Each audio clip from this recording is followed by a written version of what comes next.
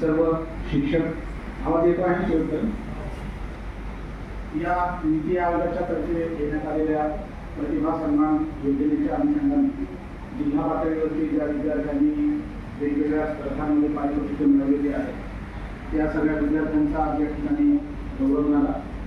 31 तारखेला माननीय लवकर ती कशी विझवता येईल वगैरे हे सगळं त्यांनी शोधावं आणि एखाद्या ठिकाणी आगीचा प्रसंग झाला तर त्या ठिकाणी त्याचा स्वतःच आगीमध्ये मृत्यू व्हावा.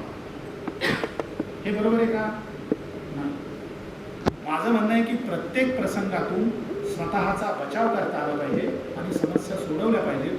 आपला देश हा चीनच्या बरोबरीनं निघालेलो आहोत. एवढ्या 140 कोटींच्या देशामध्ये समस्यांची मोजदाद तुम्ही जर केली तर अशा अगणित स्वरूपाच्या समस्या आहेत. या देशातल्या महिलांच्या समस्या वेगळ्या आहेत, आदिवासी समुदायाच्या समस्या वेगळ्या आहेत, ग्रामीण भागातल्या समस्या वेगळ्या आहेत, समुद्र किनाऱ्यावरती किनारपट्टीवरती. मुख्यमंत्री महोदयांच्या उपस्थितीमध्ये नागपूरमध्ये एक मोठा कार्यक्रम आहे. त्याच्या आयोजनामध्ये माननीय जिल्हाधिकारी महोदय व्यस्त असल्यामुळे मला आपल्या सगळ्यांसोबत संवाद साधण्याची संधी मिळाली.